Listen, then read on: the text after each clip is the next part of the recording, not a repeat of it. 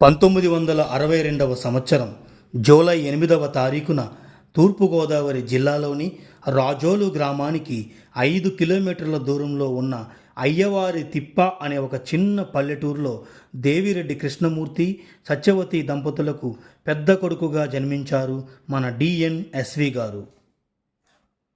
వీరిది రైతు కుటుంబం. తల్లిదండ్రులు పెట్టిన పేరు నాగేశ్వరరావు. అప్పట్లో వాళ్ళ అమ్మగారు ఎంతో ఆప్యాయంగా బాబా నాగేశ్వరరావా అని పిలుచుకునేవారు. తరువాత పాఠశాలలో చేరే నిమిత్తం పేరుని దేవిరెడ్డి నాగసూర్య వెంకట సత్యనారాయణగా మార్చారు. ఈ పేరునే అందరూ గౌరవంగా డిఎన్ఎస్విగా పిలుచుకుంటారు. డిఎన్ఎస్వి గారిది దిగువ మధ్యతరగతి కుటుంబం. వాళ్ళ నాన్నగారు వ్యవసాయం చేసుకునేవారు. వాళ్ళ అమ్మగారు చిన్న కిరాణా కొట్టు నిర్వహించేవారు. అప్పట్లో కొట్టు సత్యవతిగా ఆ గ్రామస్తులకు సుపరిచితురాలు. అందరినీ ఎంతో ఆప్యాయంగా పలకరించేవారు. డిఎన్ఎస్వి గారికి ఒక తమ్ముడు, 2 చెల్లెళ్ళు. తన కుటుంబ ఆర్థిక పరిస్థితి మారాలంటే అది చదువుతోనే సాధ్యమని గ్రహించి చదువును ఎప్పుడూ నిర్లక్ష్యం చేసేవారు కాదు. అప్పట్లో స్కూలుకి కాలినడకన మట్టి రోడ్డులో 6 కిలోమీటర్లు నడుచుకుంటూ వెళ్ళేవారు. రాత్రిపూట కిరోసిన్ దీపంలో చదువుకునేవారు. స్కూలు నుండి రాగానే తల్లికి కిరాణా కొట్టు పనులలోనూ, సెలవులలో తండ్రికి వ్యవసాయ పనులలోనూ ఎంతో చేయూతగా ఉండేవారు. తను చదివే తరగతులలో ఎప్పుడూ ఫస్ట్ వస్తూ ఉపాధ్యాయులకు ప్రియ శిష్యుడిగా వారి మన్ననలను పొందేవారు.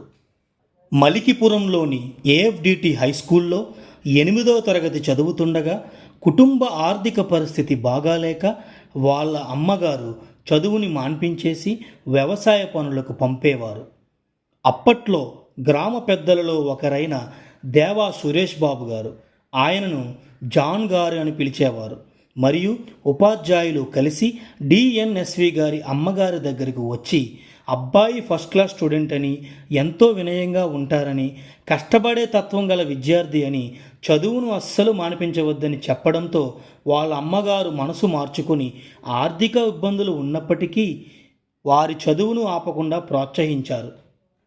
చక్కని కుటుంబం అంటే మనస్పర్ధలు లేని కుటుంబం, గొడవలు లేని కుటుంబం, ఇబ్బందులు లేని కుటుంబం కాదని, అవన్నీ ఉన్నప్పటికీ వాటిని దాటుకుంటూ కలిసిమెలిసి ముందుకు పోవడమే అని నమ్మే డిఎన్ఎస్వి గారు తన కుటుంబ సభ్యులైన తమ్ముడు దేవిరెడ్డి వెంకటేశ్వర్లు, పెద్ద చెల్లెలు తోట రాధాకుమారి, చిన్న చెల్లెలు అల్లు వరలక్ష్మిలతో కుటుంబ పెద్ద కొడుకుగా తన బాధ్యతలను ఎంతో శ్రద్ధగా నిర్వహించేవారు.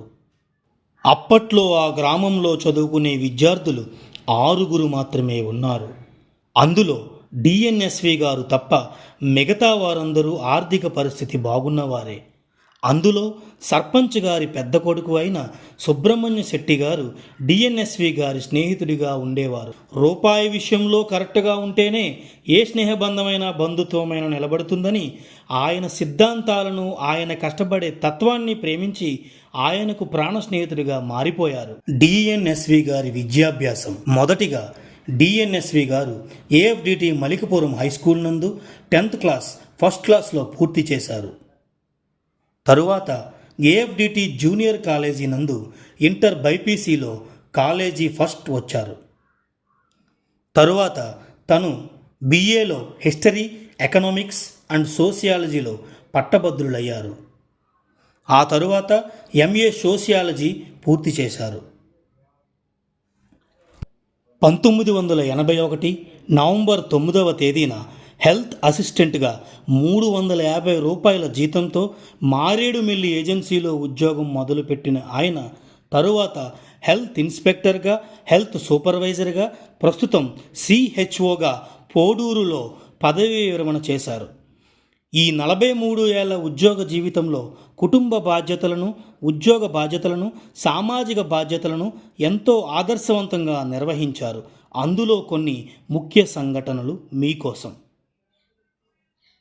2001వ సంవత్సరం లక్కవరం పిహెచ్సిలో పనిచేస్తుండగా బెస్ట్ ఎంపీహెచ్ఈఓ అవార్డును డిఎంహెచ్ఈఓ గారి చేతుల మీదుగా అందుకున్నారు.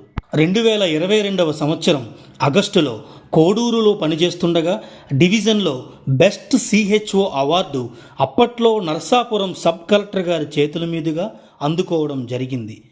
అంతేకాదు, కరోనా సమయంలో వారి ప్రాణాలను సైతం పణంగా పెట్టి ఎంతోమంది వైద్య సిబ్బంది వారి వైద్య సేవలు అందించారు. అందులో ఒక వైద్య సిబ్బందిగా ఆయన చేసిన సేవలకు గాను ప్రభుత్వం నుండి ప్రశంసాపత్రం లభించింది. చేయడానికి ఒక పని దొరకడం వరం, చేసే పని మనకు నచ్చడం మన అదృష్టం. ఆ పని నలుగురికి మేలు చేసేదైతే అది ఎన్నో జన్మల పుణ్యఫలం. అలాంటి సేవలను అందించే వైద్య వృత్తిలో ఉండడం ఎంతో సంతోషంగా ఉండేది అని పలు సందర్భాల్లో డిఎన్ఎస్వి గారు చెప్తూ ఉండేవారు. చిన్ననాటి నుండి బంధువులు మరియు గ్రామస్తులు ఏ ఆరోగ్య సమస్య వచ్చినా మొదటిగా డిఎన్ఎస్వై గారిని సలహా అడగడం, కొన్ని మందుల్ని సొంత ఖర్చుతో కొని వారే స్వయంగా ఇవ్వడం, కొంతమంది బంధువులకు ఆసుపత్రి ఖర్చులు భరించలేని స్థితిలో ఉన్నప్పుడు వారే ఖర్చుని భరించడం, ఇలాంటి సమాజ సేవ చేసే వృత్తిలో ఆయన కొనసాగడం నిజంగా మనందరి అదృష్టం. 1970 జూలై 26న ఏడిద చెల్లయ్య, లక్ష్మీ పార్వతి దంపతులకు ద్వితీయ కుమార్తెగా జన్మించారు శాంతకుమారి గారు. అప్పట్లో నగరం పిహెచ్సి నందు సీనియర్ అసిస్టెంట్గా విధులు నిర్వహిస్తున్న ఏడిద చెల్లయ్య గారు టిఎన్ఎస్వి గారి వ్యక్తిత్వం నచ్చి 1985 జూన్ 9వ తేదీన శాంతకుమారి గారినిచ్చి వివాహం జరిపించారు. పేరుకు తగ్గట్లే ఎంతో శాంతంగా వినయంగా ఉండే శాంతకుమారి గారు ఎగువ మధ్యతరగతి మరియు గవర్నమెంట్ ఉద్యోగస్తుల కుటుంబం నుండి వచ్చినప్పటికీ ఆ గర్వం అనేది లేకుండా ఆ కుటుంబం వారందరితో కలిసిమెలిసి వినయంగా ఉండేవారు. అప్పట్లో రోడ్డు సరిగా లేని ఊరు, వర్షాకాలంలో ఊరు వెళ్ళాలంటే కాలినడకన 2 కిలోమీటర్లు నడిచి వెళ్లాల్సి ఉండేది. కరెంటు లేని ఒక చిన్న ఇల్లు. ఇన్ని ఇబ్బందులను అంత చిన్న వయసులోనే బాధ్యతగా స్వీకరించి ఉత్తమ ఇల్లాలిగా తన బాధ్యతలు ఎంతో సక్రమంగా నిర్వర్తించేవారు. మహాభారతంలో అర్జునుడు శ్రీకృష్ణుణ్ణి ఈ విధంగా అడుగుతాడు: వాసుదేవ, గమనం ముఖ్యమా లేక గమ్యం ముఖ్యమా? దానికి శ్రీకృష్ణుడు, గమనం గమ్యం ఈ రెండింటికంటే కూడాను నీ జీవిత భాగస్వామి ముఖ్యం అని. కరెక్టే. ఎందుకంటే మనం ఎంత సంపాదించినా, ఎంత ఖర్చు పెట్టినా, ఎంత సాధించినా మనకు దొరికే మనశ్శాంతి మరియు ఆనందం మన జీవిత భాగస్వామి మీద ఆధారపడి ఉంటుంది.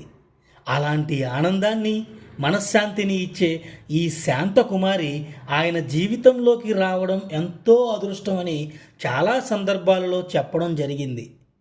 1987 జూన్ 29న కుమార్తె సత్యమాధురి జన్మించింది. తను హ్యూమన్ రిసోర్స్లో ఎంబీఏ పూర్తి చేశారు. ప్రస్తుతం వైజాగ్లో సాఫ్ట్వేర్ ఇంజనీర్గా తన విధులు నిర్వహిస్తున్నారు. భర్త ప్రశాంత్ గారు ఎంబీఏలో పట్టభద్రులయ్యి ప్రస్తుతం వారు ఇండస్ బ్యాంక్లో బ్రాంచ్ మేనేజర్గా పనిచేస్తున్నారు. వీరికి 2 కుమారులు. పెద్ద కుమారుడు పేరు సాత్విక్, చిన్న కుమారుడు పేరు రిత్విక్. 1989 మార్చి 27న కుమారుడు కృష్ణ చైతన్య జన్మించారు. వారు కంప్యూటర్ సైన్స్లో బీటెక్ చేశారు.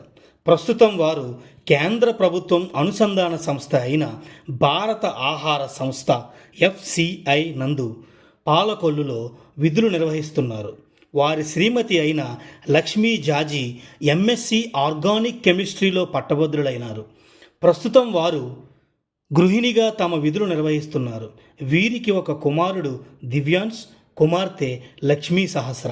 ఒక కొడుకుగా, ఒక అన్నయ్యగా, ఒక ఉద్యోగిగా, ఒక భర్తగా, ఒక తండ్రిగా, ఒక తాతగా తన పాత్రను ఎంతో ఆదర్శవంతంగా నిర్వర్తించిన డిఎన్ఎస్వి గారి జీవిత ప్రయాణం ఎంతో ఆదర్శం, ఆచరణ యోగ్యం. ఆయన నమ్మిన సిద్ధాంతాల్లో అతి ముఖ్యమైనవి ఆరోగ్యమే మన ఆస్తి, మనిషి అంటేనే నిరంతరం ఏదో ఒక పని చేస్తూ ఉండాలి, మానవ సేవే మాధవ సేవ, రూపాయి విషయంలో కరెక్ట్గా ఉంటేనే బంధుత్వం నిలబడుతుంది, ఉన్నదానిలో సంతృప్తి చెందేవాడే సంపన్నుడు, క్రమశిక్షణలో ఉంటేనే జీవితంలో ఏదైనా సాధించగలం, ఎంత ఎదిగినా ఒదిగి ఉండాలి. అలాంటి సిద్ధాంతాలు మాకు మీ నడవడిక ద్వారా నేర్పిన మీకు శతకోటి ధన్యవాదాలు. ఇలాంటి ఆదర్శాలతో మీ ఉద్యోగానంతర జీవితం ఆయురారోగ్యాలతో సుఖ సంతోషాలతో ఉండాలని కోరుకుంటూ మీ కుటుంబ సభ్యులం.